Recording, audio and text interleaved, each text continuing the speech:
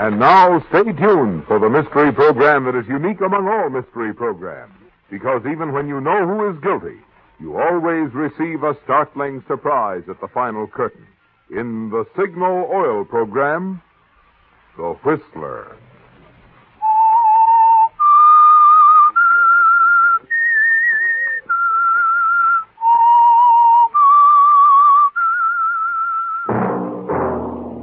Signal, the famous Go Farther gasoline, invites you to sit back and enjoy another strange story by The Whistler.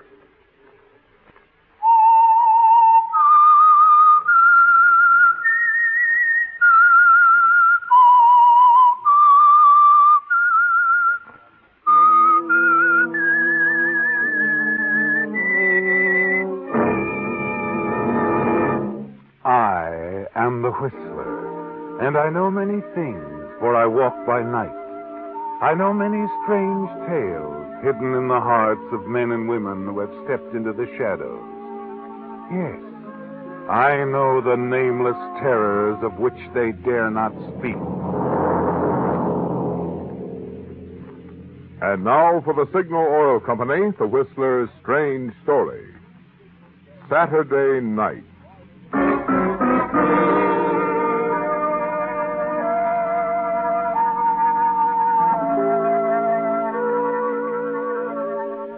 To the staff on duty at the small hospital in an inland town 100 miles east of Los Angeles, Sunday night was much like any other night, except that Sunday was to follow, and most of the staff had 24 hours of leisure to look forward to. The attractive girl at the reception desk looked longingly at her wristwatch, and then glanced up as the sound of descending footsteps focused her attention on the stairway across the lobby. A moment later, Dr. Neil Layton, one of the interns, strolled casually to the desk. I thought I'd come down for a little breather. Kind of slow tonight, Penny.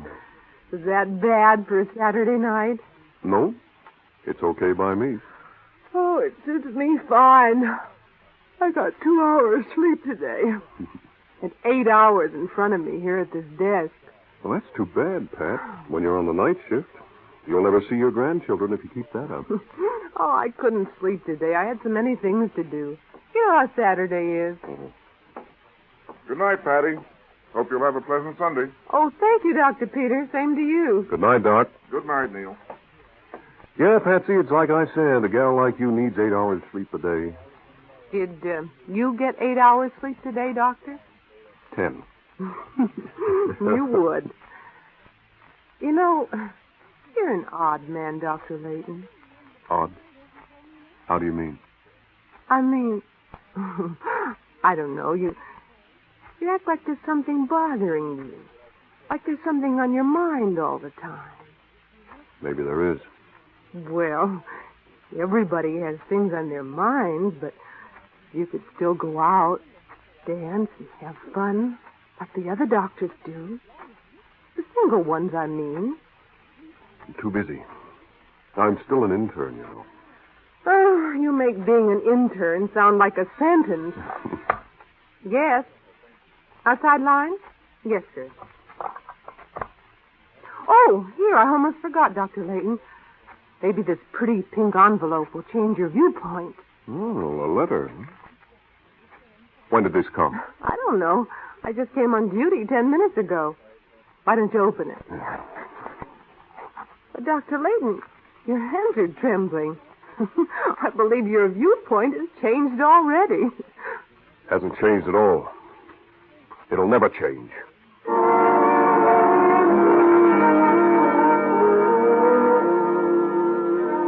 Yes, Neil, your hands are trembling as you recognize the handwriting. Read the return address on the envelope, the address of lovely Cynthia Walker. She's out of your life now, isn't she, Neil? No, she'll never be out of your life, will she? You're just out of hers. You walk across the lobby. Choose a chair near a light. Stare into space for a moment. The memory of that last moment with Cynthia crowding every other thought from your mind. It isn't pleasant to recall, is it, Neil? The unfortunate accident that cost you your reputation, your position, and the love of Cynthia Walker. At the very beginning of your career as an intern in an important metropolitan hospital. You remember Cynthia's angry words that followed. Yes, looking back to that day more than a year ago, it's hard to believe now that a few hours could have made so much difference in your future. And as you try to read Cynthia's letter, the words blur in front of your eyes. You can think only of the man responsible for it all. Charles Arthur Bennett, the man who lied when the truth would have cleared you. Charles Arthur Bennett, the man who called himself your best friend. Every time you think of Charles Arthur Bennett, you literally see red. Don't you, Neil?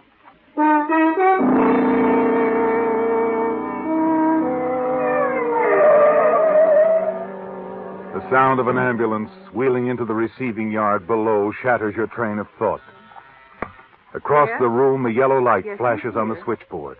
Miss Wilson is You busy. put Cynthia's letter in your pocket. Yes, doctor. Cross to the Yes, switchboard. doctor. Yes, I'll make out the registration card right away.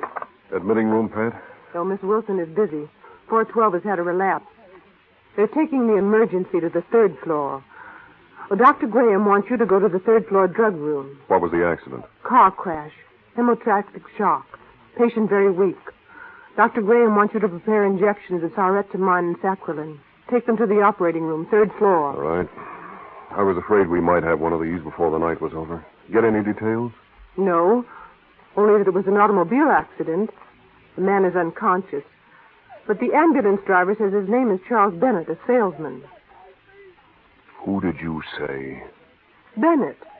Charles Arthur Bennett, Los Angeles.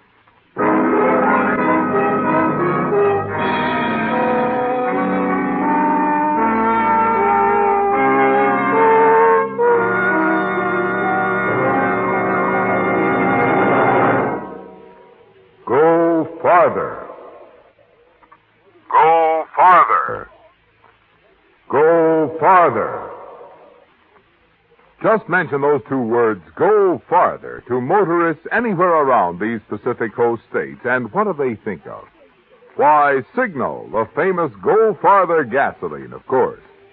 Now, it goes without saying, in order to be known as the Go Farther gasoline, Signal has to give mighty good mileage. But sometimes a product becomes so celebrated for one feature, people forget it has other advantages, too. I'm referring to the satisfying performance, which naturally goes hand in hand with Signal's good mileage. As you've heard me explain before, Signal gives that good mileage by helping your engine run so efficiently that you save gasoline. And when your engine runs that efficiently, naturally you also enjoy quicker starting, peppier pickup, smoother power. That's why Signal hopes you'll remember. The best yardstick of a gasoline's performance is its mileage. To be sure of both, next time, fill up with Signal, the gasoline that helps you go farther. Go farther. Go farther.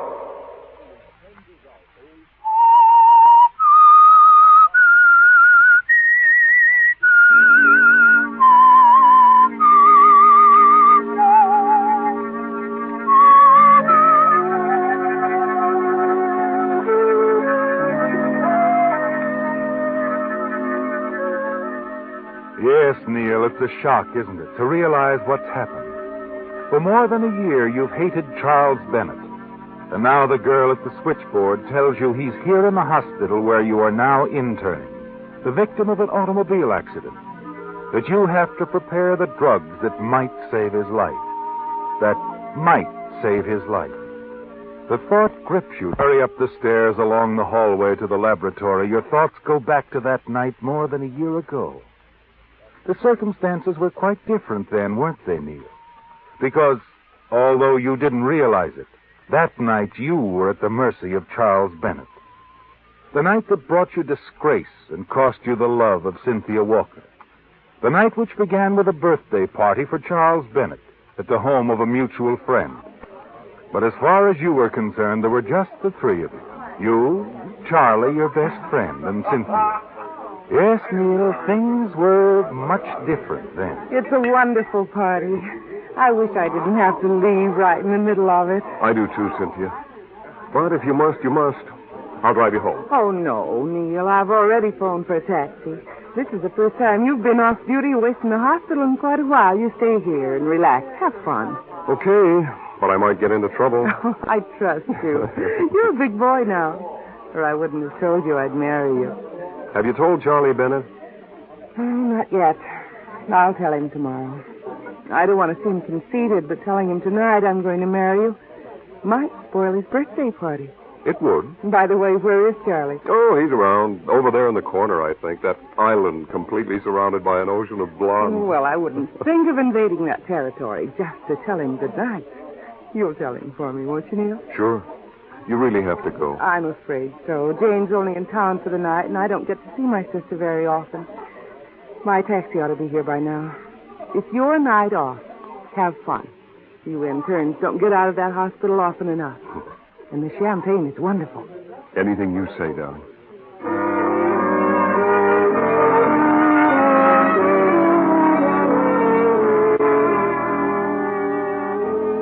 Reluctantly, you see Cynthia to a cab and come back to the party. You take Cynthia's advice, too. Enjoy a little champagne. Make party talk with other friends. And you do have a good time, don't you, Neil? You relax for the first time in weeks. Oh, I like this piece. Oh, don't be so sober, Neil. Don't doctors ever have any fun? Come on, Neil, old kid. Have a little fun. Come on, Martha. This one's really got to be. Come on. You're getting old, Doc. That gorgeous blonde over there by the window's been eyeing you all evening. Go on over. Ask her to dance. No, you do it, Charlie. I'm not in the mood. Maybe a little later on. Anything you say, kid. It's your night up. If you want to cogitate about Hippocrates, it's okay by me. How about a little more champagne to color your dreams? All right, Charlie. Maybe you're right.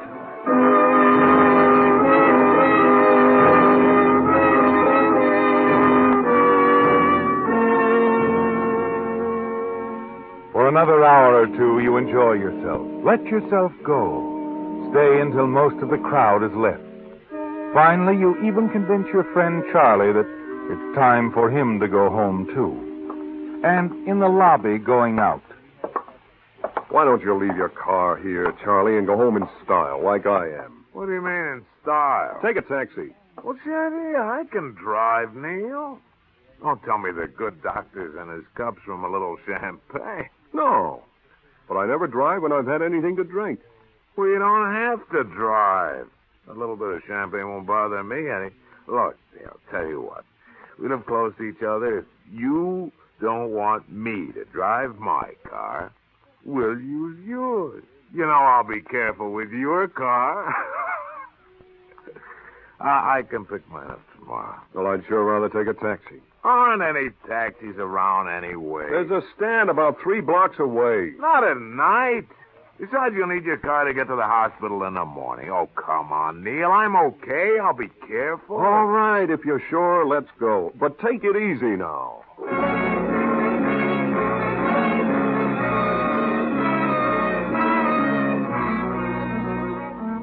Once in the car, before Charlie starts the motor, you make one more effort to talk him out of driving, but to no avail.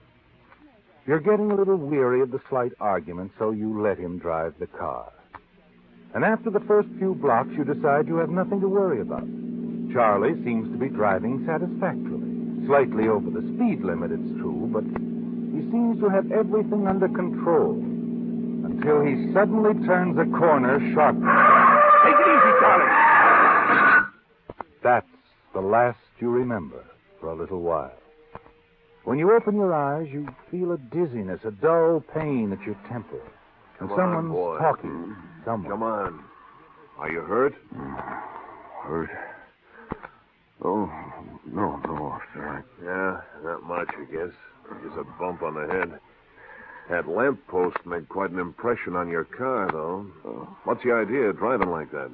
Why, I wasn't driving. Charlie was. Oh, Charlie was driving, huh? Yeah, where is he? I wouldn't know. Say, you're a little on the woozy side, friend. But Charlie, where is he? Come on, chum. That's enough about Charlie. How much have you had to drink, anyway? Oh, not much. Look here, officer. Charlie was here. He was driving. No one was here, chum. I heard the crash around the corner, came straight here. No Charlie, no nobody, just you. Not even the little man who wasn't here. But he couldn't have gone. Maybe he's hurt and fell out of the car. Nobody fell out of the car. Nobody's around here but you. But Charlie... That's all, chum. Come on. We got a swell place downtown where you can sleep on it.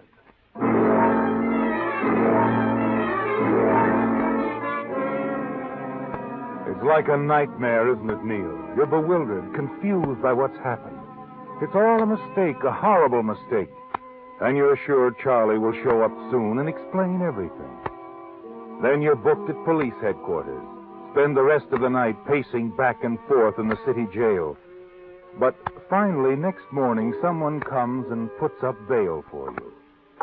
Outside, Cynthia is waiting. Hello, Cynthia. Good morning, Neil. I came as quickly as I could. Thanks. Thanks for springing me. Come along, Neil. I'll drive you home. How'd you find out I was here? The whole story's in the morning papers. You mentioned your connection with the hospital, too. I suppose so. Dr. Rogers called me about it. He was quite concerned. Well, he needn't have been. We'll get this whole thing cleared up in no time. No time at all.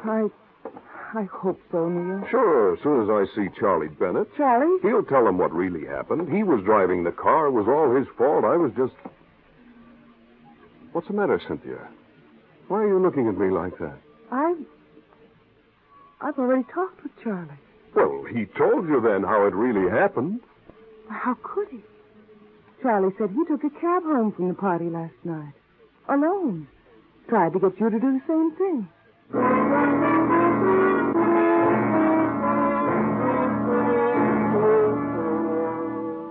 It leaves you stunned, doesn't it, Neil? You're certain there must be some mistake. But once Charlie understands how much it means to you, he'll realize what's happened and tell the truth. It's too late to prevent the unfavorable publicity for the hospital, but at least you could be cleared in Dr. Rogers' eyes and in Cynthia's. You see Cynthia safely home and then take a taxi directly to Charlie's apartment. He isn't there, but the desk clerk recognizes you as a friend and lets you in. You settle down to wait and to think. Nearly 2 hours later, a key sounds in the door. Neil, boy. Why didn't you tell me you were coming? I would have left a key for you. I didn't plan on it. Anyway, the desk clerk let me in. You talked to Cynthia on the phone this morning, didn't you, Charlie? Cynthia? Yeah. Naturally, she was worried about you. Naturally. And what did you tell her? Oh, that's what's worrying you. Well, I didn't mean to do it, Neil, but I had to. You understand. You want a drink? No. Don't mind if I do. Look, Charlie, I'm trying to give you a chance to explain. Okay. There's no reason to get sore. You lied to Cynthia. Why? I told you. I had to.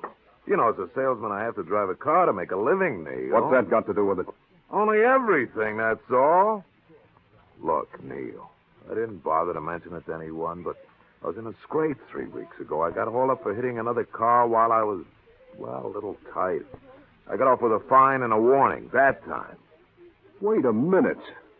You mean you deliberately let me take the rap for your accident last night? I tell you, I couldn't help it. You know what a spot this has put me in? Hospital has a reputation they're pretty jealous of. Sure, and I've got a job. And so have I. I think you better put down that drink and get your coat on, Charlie. Why? Because you're coming with me to explain to Dr. Rogers. Then we're going together to see Cynthia. What good would that do? It's all over now. You mean you won't? I mean, I went home in a taxi last night alone. I told my story once, Neil. I don't see anything to gain by changing it now. You're going to regret this, Charlie. Plenty.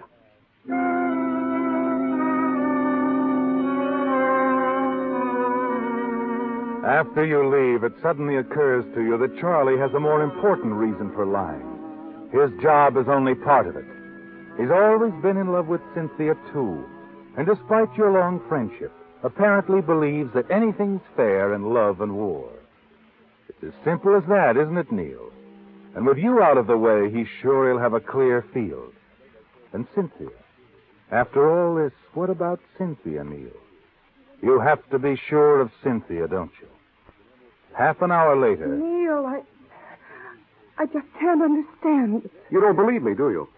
And you do believe Charlie. Why would he lie about a thing like this? Because he didn't want to lose his job. And because with me out of the way, he thinks he could marry you. Oh, that's fantastic. I've known Charlie for years. He wouldn't do a thing like that, Neil. Besides, he's your best friend. Yeah. He's proved that, hasn't he? Neil, aren't you forgetting that Charlie wasn't found in the wreck? That you were, all alone. Your story is too far-fetched. The police don't believe it.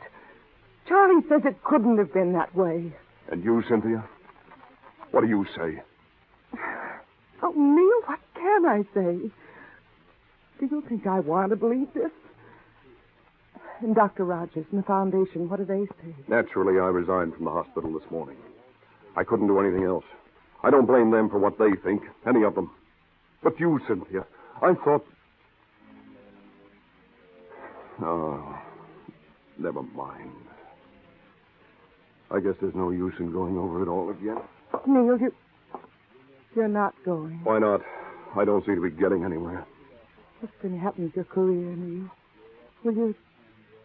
Do you think you'll be able to intern anywhere else? I think so. I'm just as qualified as I ever was. My previous record was good, and I've learned a great deal about human nature. I'm sorry this has been too much for you, Cynthia. I haven't... You wouldn't consider marrying a man you didn't believe, would you? I want to believe you, Neil. More than I ever wanted to believe anything. Well, maybe you will someday. Or maybe you'll learn the truth. When you do, let me know. You'll be able to find me.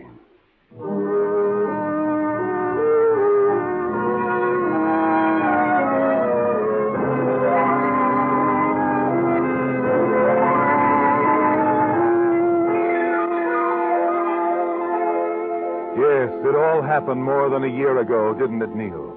Then you cut off all contacts with your friends in Los Angeles. You've often wondered if Cynthia ever married Charlie. And every time you've wondered, your hatred toward him has grown deeper.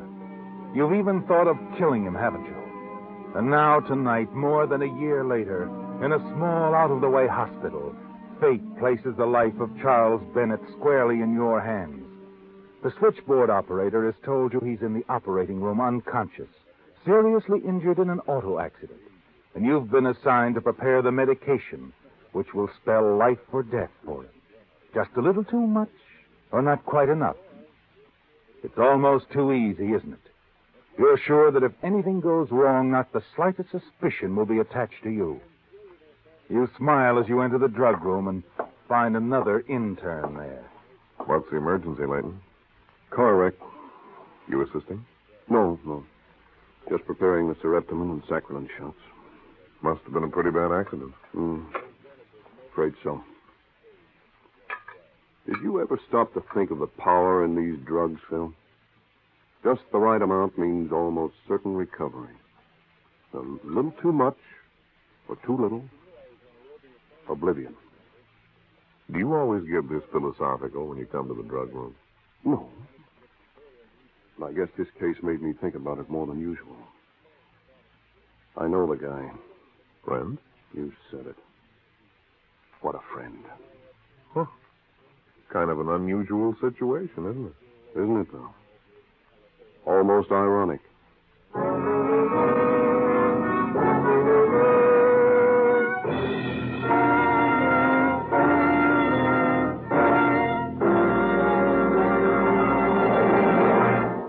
Did you know that in 1925, the average car was scrapped when it was only 6.5 years old and had gone less than 28,000 miles? Whereas today, the average car lasts 14 years and is driven over 120,000 miles. Much of the credit for this longer life naturally goes to automotive engineers for improved construction. But much credit also must go to lubrication experts for more scientific, more conscientious lubrication, such as cars now receive at Signal service stations. I call Signal lubrication scientific because there's never any guesswork involved in locating the many hidden lubrication points on your car or in deciding the proper lubricant to use. Instead, Signal dealers follow Signal's lubrication guide, in which the maker of your car clearly shows every lubrication point and clearly specifies which of Signal's scientifically engineered oils and greases each point should have for longest trouble-free service. And I call Signal lubrication conscientious because Signal dealers check each vital point a second time just to make double sure not a single part is ever missed. Not only does this make your car run better and last longer, but you feel a lot better, too, knowing every part is protected by lubrication you can really depend on. A Signal double-check lube job from a Signal service station.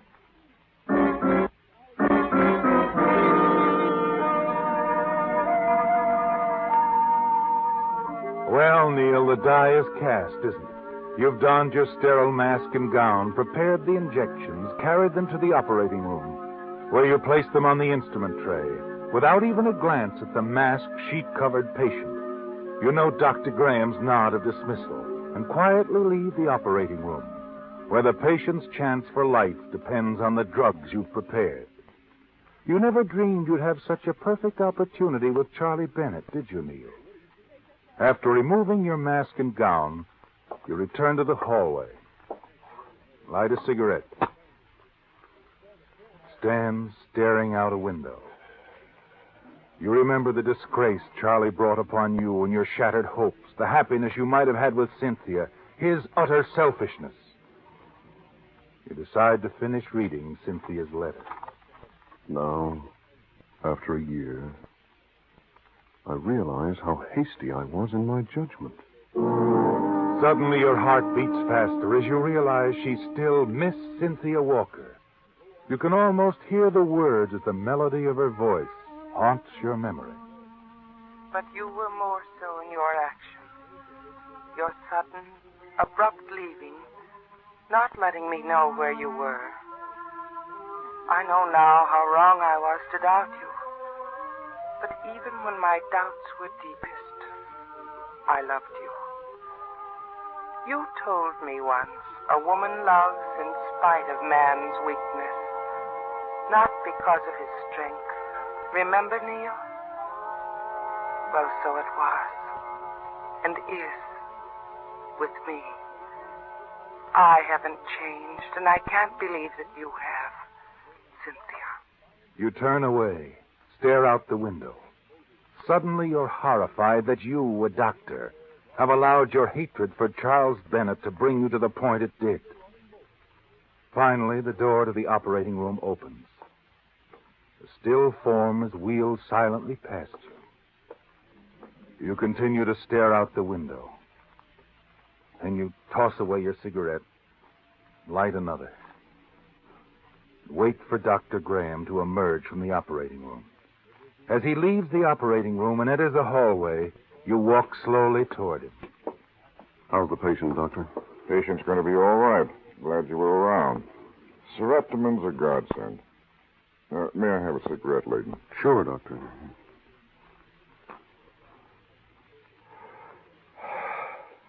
I wish these new drugs had been available when I first started practice. Matter of fact, I wish I were young like you, just beginning. Yeah, you'll be a great doctor one day, Neil. Will I? Yep. You're honest, sincere. You could no more evade your duty than commit murder. No, I guess I couldn't. I almost made a terrible mistake a little while ago, though. A mistake that could have been fatal to your patient. But you didn't, did you? No, I didn't. You won't make many mistakes, Neil, of any kind. Medicine is, well, it's in your heart.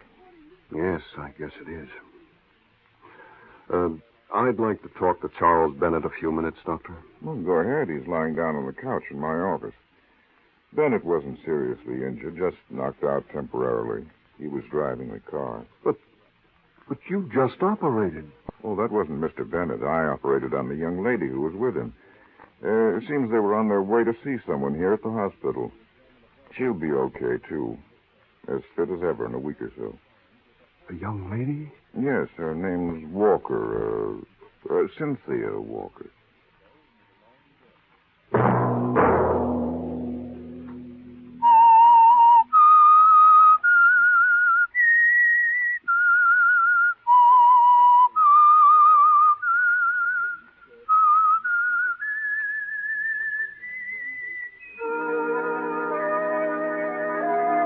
that whistle be your signal for the Signal Oil program, The Whistler, each Sunday night at this same time.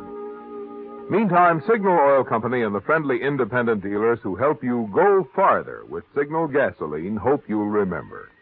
Regardless of what gasoline you use, you'll enjoy more miles of happy driving if you drive at sensible speeds, obey traffic regulations, and avoid taking chances. You may even save a life, possibly your own.